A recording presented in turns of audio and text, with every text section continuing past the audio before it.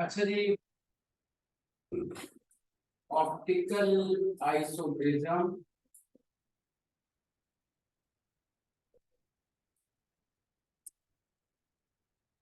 इन tartaric acid. ये हमारा पास थोड़ा सा रह गया इस चैप्टर का इंशाल्लाह। ये चैप्टर भी आज हमारा खत्म होगा और ये इंतहाई इंपॉर्टेंट चैप्टर है। आपने पुराने पेपर देखे तो पुराने पेपर्स में ये क्वेश्चन इस पे भी आए हैं। रोमैटिक वाला जो आपको चैप्टर की करवाया है उसके ऊपर भी चैप्टर आता है क्वेश्चन का। Optical isomerism of tartaric acid, ये हमने अभी आज पढ़ना है और उसके बाद फिर दो और छोटे छोटे टॉपिक्स है वो पढ़ के हमारा चैप्टर क्लोज हो। अच्छा बच्चों, लास्ट टाइम मैंने आपको एनेंटियोमर्स और डायस्टेरियोमर्स के बारे में बताया। एनेंटियोमर्स ऐसे आइसोमर्स होते हैं जो एक दूसरे का मिरर इमेज हो लेकिन non super imposable, which are mirror image of each other but non super imposable। लेकिन उसके बाद हमने डायस्टेरियोमर्स के बारे में पढ़ा था। डायस्टेरियोमर्स ऐसे आइसोमर्स होते हैं जो एक दूसरे का ना मिरर इमेज होते हैं ना सुपर इम्पोजेबल होते हैं लेकिन एक दूसरे के आइसोमर जरूर होते हैं। हमने पढ़ी थी लैक्टिक एसिड की एग्जांपल। लैक्टिक एसिड में एक कायरल कार्बन, एक, लेकिन अभी मैं पढ़ाऊंगा टार्टारिक एसिड। टार्टारिक एसिड में दो कायरल कार्बन है, ठीक है ना। तो हमने आज टार्टारिक एसिड के बारे में जरा बात करनी है। ये है जी टार्टारिक एसिड का फॉर्मूला।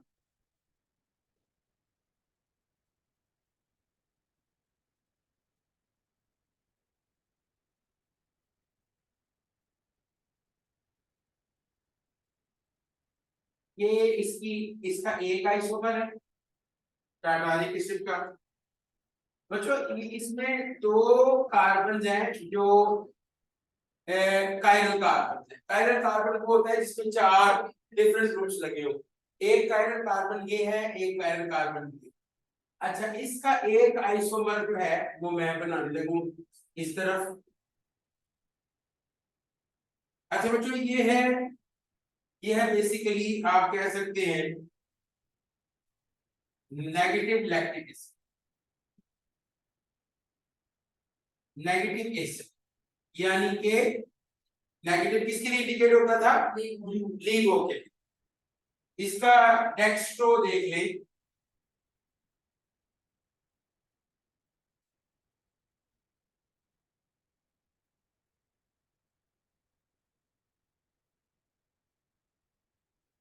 ये इसकी डेक्स्ट्रो फॉर्म है। डेक्स्ट्रो आइसोमर वो होता है जो प्लेन पोलराइज्ड लाइट को राइट साइड पे रोटेट करे और लीवो वो होता है जो लेफ्ट साइड पे रोटेट करे। ये लीवो एसिड है, ये प्लस एसिड है।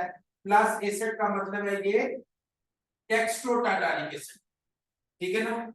ये नेगेटिव, ये पॉजिटिव। अच्छा, अब इसका एक तीसरा आइसोमर भी होता है, वो मैं बताना सर मैं चाह रहा हूं। चार पॉसिबिलिटीज होती है, तो तीसरा एक आइसोमर होता है। अब ये भी ऑप्टिकली एक्टिव है, ये भी ऑप्टिकली एक्टिव है, ठीक है ना। ये प्लेन पोलराइज्ड लाइट को लेफ्ट साइड रोटेट करता है, इसलिए मैंने इसलिए नेगेटिव लिखा है। Negative indicates laevo. और ये प्लेन पोलराइज्ड लाइट को राइट साइड रोटेट करता है, इसके लिए मैंने पॉजिटिव लिखा है। Positive indicates dextro. इसका बच्चों एक आइसोमर ये वाला है। ये देखिए, एक ये आइसोमर है। ये एक आज एक नई डेफिनेशन हमने इसमें पढ़नी है। अच्छा बच्चों, ये जरा गौर कीजिएगा, ये एक आइसोमर है। इसको अगर मैं दरमियान में से कट करूं, ये जरा गौर कर, इसमें मैं दरमियान में से कट करूं, दरमियान में से कट कर, ठीक है। तो अब ये दो इक्वल हिस्सों में डिवाइड हो जाएगा और अगर मैं इसको उठा के इसके ऊपर रखूं तो ये एक दूसरे पे सुपर इम्पोज भी हो जाए, ठीक है। जरा गौर करें, मैंने दरमियान में से कट किया और इसको उठा के इसके ऊपर रखा तो ये सुपर इम्पोजेबल भी हो गया। इसका मतलब है इसके अंदर प्लेन ऑफ सिमेट्री मौजूद है। क्या चीज मौजूद है? अच्छा याद रखिए, इस तरह का आइसोमर जिसमें प्लेन ऑफ सिमेट्री हो और उसके दोनों पार्ट्स एक दूसरे पे सुपर इम्पोज हो सकते हो, ऐसे आइसोमर को कहते हैं मीसोफॉर्म। क्या कहते हैं? मीसोफॉर्म।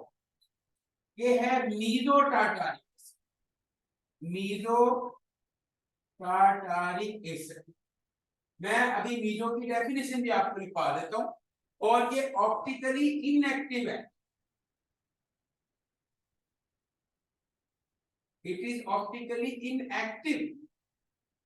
मीजो फॉर्म हमेशा ऑप्टिकली इनएक्टिव होती है। इसकी डेफिनेशन आप लिख लेते हैं। Meso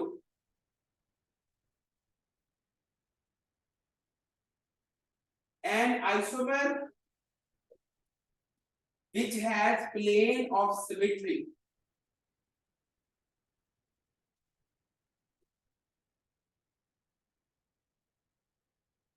an isomer which has plane of symmetry and optically inactive is called mesoisomer. Optically inactive is called mesoisomer. अच्छा बच्चों, ये mesoisomer है, ऑप्टिकली इनएक्टिव है क्योंकि इसके अंदर इंटरनल कंपनसेशन हो गई है। इंटरनल कंपनसेशन का क्या मतलब है? प्लेन ऑफ सिमेट्री है, इसको इसके ऊपर अगर सुपरइम्पोज किया जाए तो ये सुपरइम्पोज हो जाएगा, ऑप्टिकली इनएक्टिव हो जाएगा। तो लिख लें कि it has internal compensation, it has internal compensation. तो तीन अभी मैंने फॉर्म्स पढ़ाई, 1 2 और 3। इसमें 3 पॉसिबिलिटीज आ गई। चौथी पॉसिबिलिटी एक और है टाटारिक एसिड में कि उसमें एक ऐसा मिक्सचर भी होगा जिसमें 50% डेक्स्ट्रो और 50% लीवो होगा। तो नोट कर ठीक है, उसको हम क्या कहेंगे? रैसिमिक मिक्सचर। शाबाश, देखिए equimolar mixture, equimolar mixture of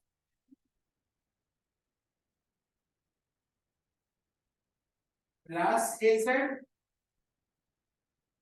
and negative acid, ठीक है जी, is racemic mix of tartaric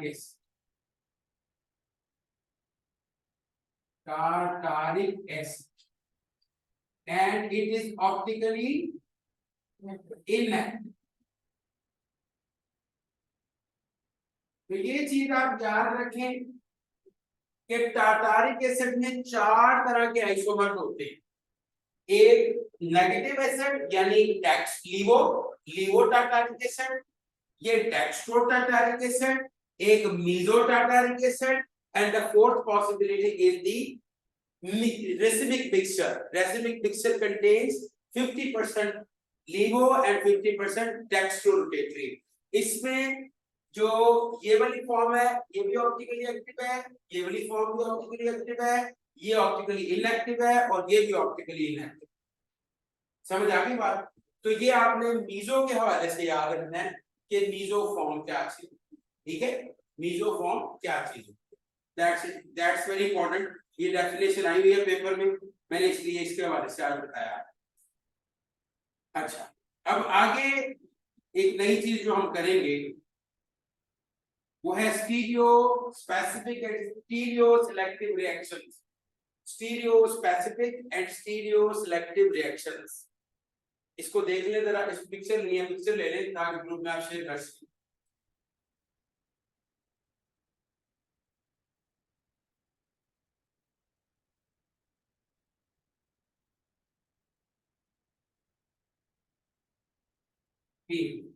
ले लीजिए, अब ये बात हो गई टाटारिक एसिड वाली। अब आगे हम पढ़ेंगे स्टीरियो स्पेसिफिक रिएक्शन और स्टीरियो सिलेक्टिव रिएक्शंस।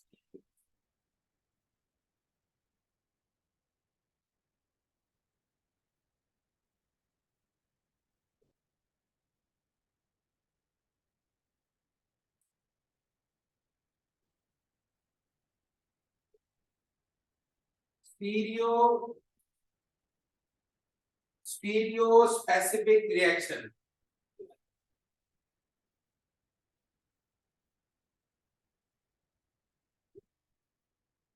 अच्छा कुछ रिएक्शन बच्चों होते हैं स्टीरियो स्पेसिफिक और कुछ होते हैं stereo selective.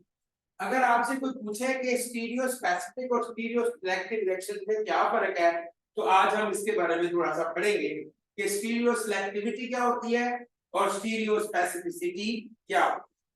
Stereo specific reaction के बारे में एक पॉइंट लिख ले, नोट कर ले कि a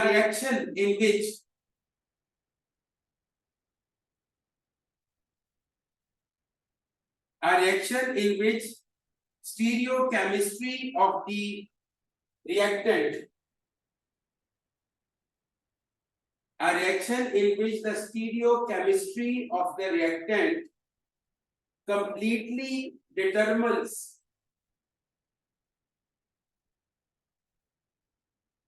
a reaction in which the stereochemistry of the reactant completely determines the stereochemistry of the product. A reaction in which stereochemistry of the reactant completely determines the stereochemistry of the product without any other option. Without any other option are called stereospecific reactions. दोबारा सुन लें कि a reaction in which the stereochemistry of the reactant completely determines the stereochemistry of the product without any other option are called stereospecific reactions. बच्चों मैंने simple ये बात कही है कि इसमें प्रोडक्ट कैसी बनेगी ये डिपेंड करेगा स्टीरियोकेमिस्ट्री ऑफ द रिएक्टेंट के रिएक्टेंट आपका सिस था या ट्रांस था, उसके बेसिस पे प्रोडक्ट भी सिस या ट्रांस होगी। अब दैट्स इट, सिंपल सी मैं आपको एक मिसाल देता हूं। ये हमारे पास एक रिएक्शन है, ये हमारे पास है एक अल्कीन है, ठीक है जी।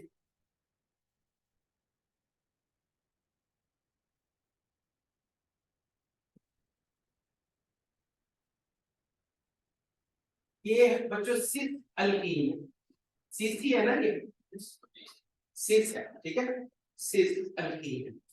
अच्छा अब सिस फॉर्म है, सिस फॉर्म वो होती है जिसमें डेफिनेटली दोनों ग्रुप सेम साइड पे। अच्छा अब इसकी एपॉक्सीडेशन करवाते हैं, इसको एपॉक्साइड में कन्वर्ट करते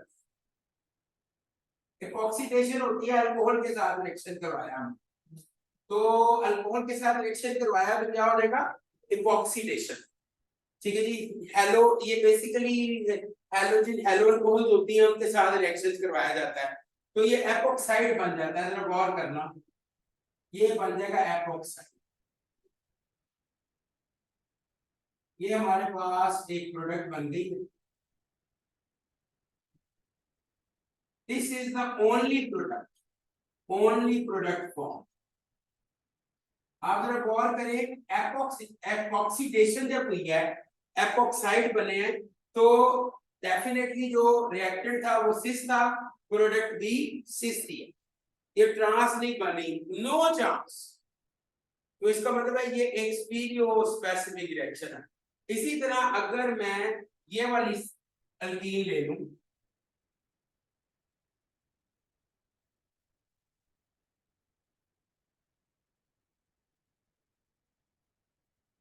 अब ये ट्रांस अल्कीन है, सेम ग्रुप ऑपोजिट साइड पे है, इसकी मैं ऑक्सीडेशन करवाने लगूं, एपॉक्साइड्स बनाने लगूं इसकी। जब मैं इसकी एपॉक्सीडेशन करवाऊंगा तो मेरे पास बच्चों ये प्रोडक्ट,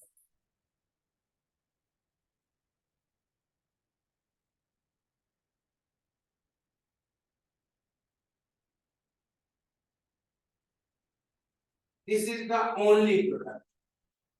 तो इसका मतलब ये हो गया कि मैं ये कह सकता हूं कि जो अल्कीन्स की एपॉक्सीडेशन है ये हमेशा स्टीरियो स्पेसिफिक होगी, यानी अगर मैं सिस अल्कीन लूंगा तो प्रोडक्ट भी सिस बनेगी, और अगर मैं ट्रांस अल्कीन लूंगा तो प्रोडक्ट भी ट्रांस अल्कीन बनेगी।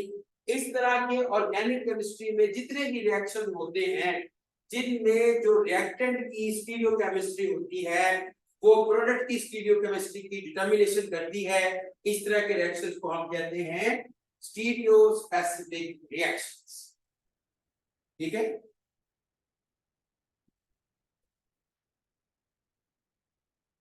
अच्छा, इसका मतलब यहाँ पे हमें ये लिखना चाहिए कि स्टीरियो स्पेसिफिक रिएक्शंस गिव, लिख लें, stereo specific reaction gives a certain type of product.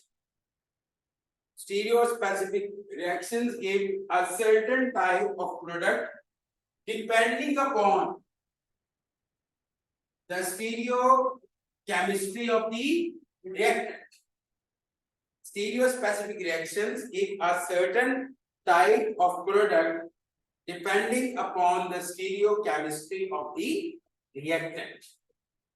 तो बच्चों स्टीरियो स्पेसिफिसिटी में हम क्या करते हैं कि जो हमारा रिएक्शन होगा वो प्रोडक्ट जो होगी उसकी स्टीरियोकेमिस्ट्री डिपेंड करेगी स्टीरियोकेमिस्ट्री ऑफ द रिएक्टेंट्स। याद रखें जितने भी E2 रिएक्शन होते E2 E2 का मतलब होता है by elimination reaction, elimination reactions, ठीक है, एलिमिनेशन रिएक्शंस या ब्रोमिनेशन, ब्रोमिनेशन का ऑफ अल्कीन यानी अल्कीन में ब्रोमीन का आना, ब्रोमिनेशन ऑफ अल्कीन्स, ये हमेशा हमेशा स्टीरियो स्पेसिफिक होते हैं, ठीक है। E2 यानी बाई एलिमिनेशन रिएक्शन, एक यूनिमॉलिक्यूलर एलिमिनेशन होती है, बाई मॉलिक्यूलर होती है। अगला चैप्टर हम वही पढ़ना है, ठीक है, मैंने वो पढ़ाना आपको, पहले ग्रिग्नॉट रीजन्स पढ़ाने हैं, उसके बाद मैं बायोलाइट्स पढ़ाऊंगा, बाई मॉलिक्यूलर एलिमिनेशन रिएक्शंस, और ये है ब्रोमिनेशन ऑफ अल्कीन्स। ये हो गए स्टीरियो स्पेसिफिक रिएक्शन। अब हम बात करेंगे स्टीरियो सेलेक्टिव रिएक्शंस।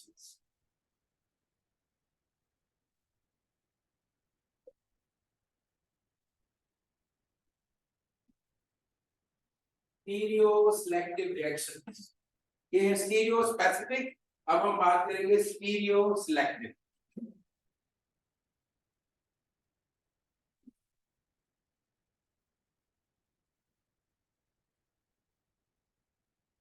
अच्छा बच्चों, स्टीरियो सेलेक्टिव जो होता है ना रिएक्शन, वो रिएक्टेंट की स्टीरियोकेमिस्ट्री पे डिपेंड नहीं करता, वो रिएक्शन के पाथवे पे डिपेंड करता है, और इसमें सिर्फ एक तरह की प्रोडक्ट नहीं बनती, मेजर माइनर प्रोडक्ट्स बनती है।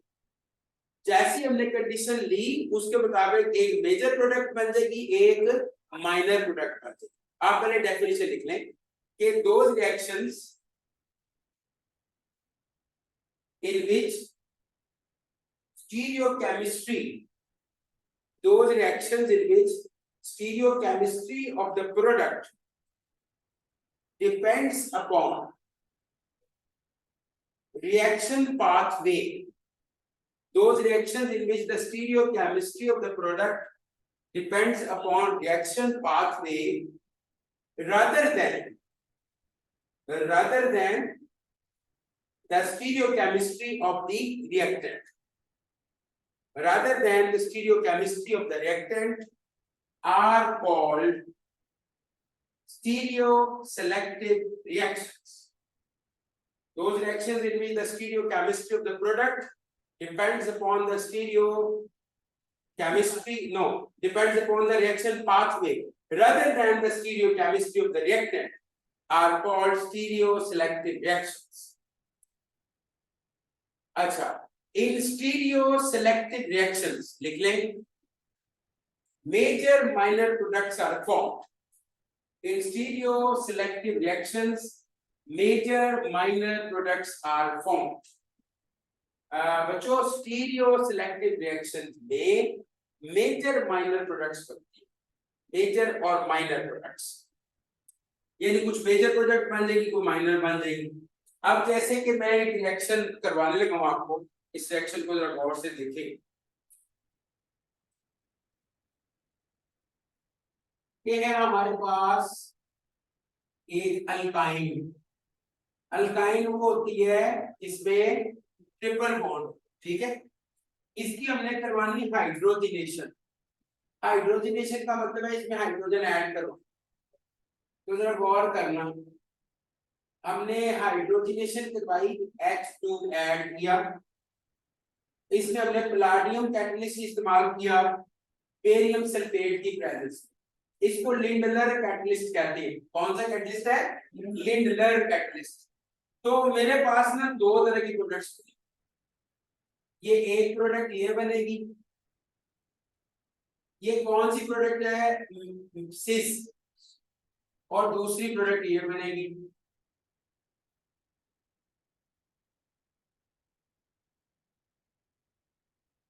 ये कौन सी प्रोडक्ट है? ट्रांस। ये बनेगी मेजर और ये बनेगी माइनर। यानी जब मैंने लिंडर कैटलिस्ट यूज किया तो सिस अल्कीन मेजर और ट्रांस अल्कीन माइनर प्रोडक्ट बनते। लेकिन अगर मैं यही रिएक्शन करवाता हूं सोडियम लिक्विड अमोनिया की प्रेजेंस, सोडियम लिक्विड अमोनिया और अल्कोहल का सॉल्यूशन बीच में डाल रहा, बच्चों ये रिड्यूसिंग एजेंट्स हैं सारे। रिड्यूसिंग एजेंट का काम क्या होता है? हाइड्रोजन को ऐड करना, एडिशन ऑफ हाइड्रोजन करना। तो ये रिड्यूसिंग एजेंट है। जो लिटरल कैटलिस्ट है वो भी रिडक्शन में हेल्प करता है और लिक्विड अमोनिया भी रिडक्शन में हेल्प करता है। तो अब जरा गौर करना, अब क्या होगा? अब आपके पास ये जो प्रोडक्ट बनेगी ये बन जाएगी माइनर और ये वाली प्रोडक्ट बन जाएगी मेजर। This is major. अब जरा गौर करो, इसका मतलब है अब ये जो बच्चों जो प्रोडक्ट है वो तो बिल्कुल रिएक्टेंट की नेचर पे डिपेंड नहीं कर रही, बल्कि किस पे डिपेंड कर रही है? रिएक्शन पाथवे पे, कंडीशंस पे। तो इस रिएक्शन को आप स्टीरियो स्पेसिफिक नहीं कहेंगे, इसको आप कहेंगे स्टीरियो सेलेक्टिव रिएक्शन। सही है? Stereo selective reaction. This is stereo specific reaction, these are stereo selective reactions। ठीक है, नोट कर लें, फिर आगे चलते हैं।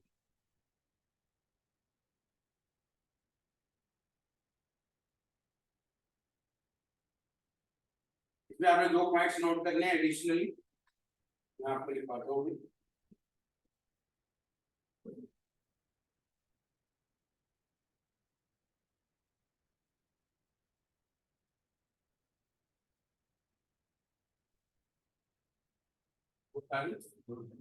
अच्छा, अब स्टीरियो सेलेक्टिव जो स्पेसिफिक रिएक्शन था तो इसमें तो एक ही प्रोडक्ट बन रही थी, ये वाली इपॉक्सीडेशन जो हमने कराई है।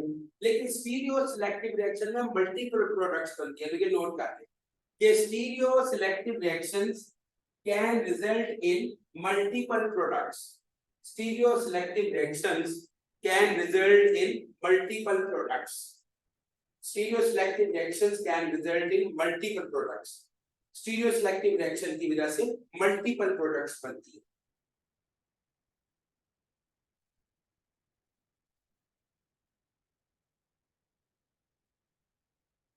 और दूसरा point, reaction pathway depends upon, reaction pathway कौन सा पाथवे हमने इस्तेमाल करना है?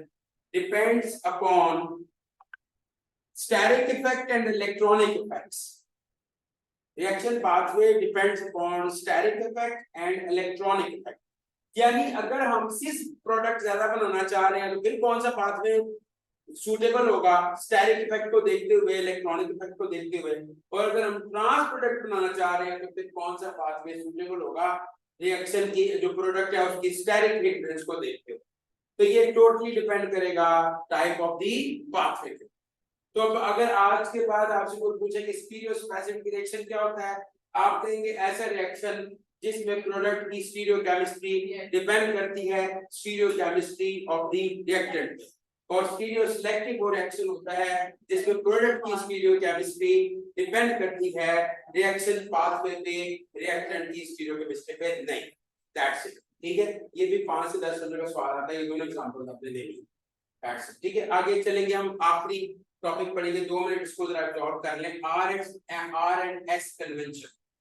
ठीक है, RS system of configuration।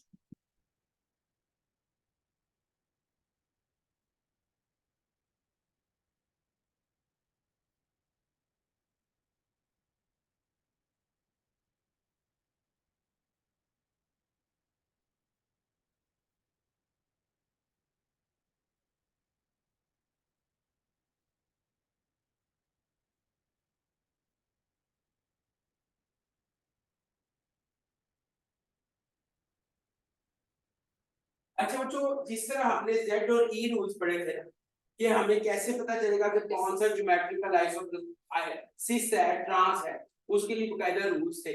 इसी तरह जो ऑप्टिकल आइसोमर होते हैं उनके लिए भी रूल्स होते हैं जिनको RS सिस्टम कहा जाता है। चलो बता रहे हैं।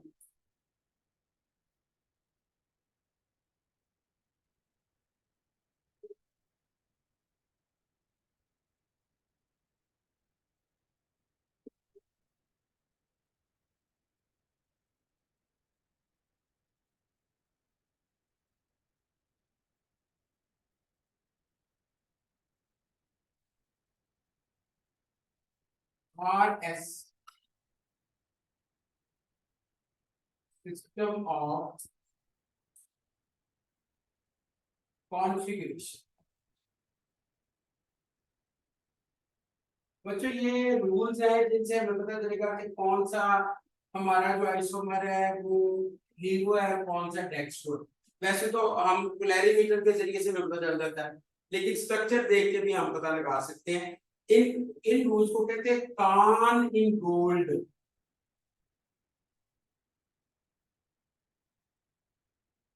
प्री लॉ रूल्स, ये नाम है इनमें।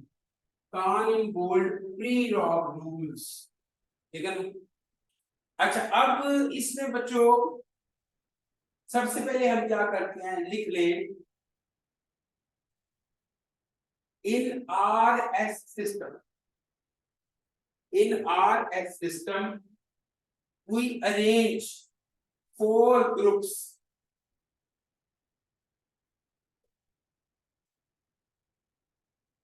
We arrange 4 groups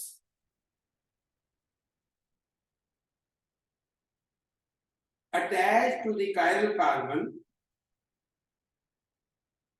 We arrange 4 groups attached to the chiral carbon in decreasing order of priority. In decreasing order of priority.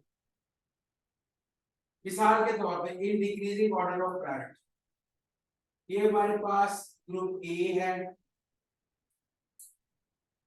ये हमारे पास ग्रुप बी है, ये हमारे पास सी है और ये हमारे पास डी है। ठीक है, ये 1 पे है, ये 2 पे आ गया, ये 3 पे और ये 4 पे। अच्छा बच्चों, ये हमने नंबर कैसे लगाए हैं? हमारे पास रूल्स हैं जिनके जरिए से हमने नंबर लगाए। याद रखें, अगर हम इस मॉलिक्यूल को इस तरफ से देख रहे हैं, यहाँ पे ऑब्जर्वर है, ऑब्जर्वर इस तरफ से देख रहा है, ये ऑब्जर्वर है, इस तरफ से आप देख रहे हैं, तो जो लीस्ट प्रायोरिटी वाला ग्रुप है ना, वो ऑब्जर्वर से अवे जाना चाहिए। ये आपने इस तरह से, लेकिन अरेंज कैसे करना है वो उसके रूल्स अलग हैं, लेकिन ये अवे जाना चाहिए। अब मैं आपको एक मिसाल दे रहा हूँ, ये देखें, हमने 2 मॉलिक्यूल्स हैं वो अरेंज किए। अब मिसाल के तौर पे एक हमने ये अरेंज किया है और एक हमने ये अरेंज किया है। ये 2 मॉलिक्यूल हम ले लेते हैं, ए बी सी। एक ये है और एक ये है कार्बन, ये कायल कार्बन, ये है ए बी और सी। अच्छा, इसको जरा गौर करना, ये आ रहा है नंबर 1 पे, ये आ रहा है नंबर 2 पे, ये आ रहा है नंबर 3। इसी तरह ये हमने अरेंज कर दिया रूल्स के मुताबिक 1 2। अब मैं बाद में बताऊंगा रूल अरेंज कैसे कर। मुझे बताएं अब, ये देखिए 1 2 और 3, यानी 1 के बाद 2, 2 के बाद 3। ये जो अरेंजमेंट है क्लॉकवाइज या एंटी क्लॉकवाइज है? क्लॉकवाइज, शाबाश, क्लॉकवाइज। और जरा दूसरी अरेंजमेंट देखना, ये 1 के बाद 2 है और 2 के बाद 3 है। ये अरेंजमेंट किस तरह से हुई है? Anti clockwise. ठीक है, तो अब हमने ग्रुप्स को अरेंज किया क्लॉकवाइज और एंटी क्लॉकवाइज। अगर तो क्लॉकवाइज है तो उसको कहेंगे आर। ये कौन सा है? आर आइसोमर है। आर आइसोमर का मतलब होता है डेक्स्ट्रो। और अगर एंटी क्लॉकवाइज है तो एस आइसोमर है, इसका मतलब होता है लीवो। समझ आ गई बात? तो अब ये अरेंज कैसे करना है ये मैं आपको बताता हूँ। 2 मिनट से देखिए मैं कॉल सुन लूँ, कॉल देना जरूरी है, मैं सुन के आता हूँ।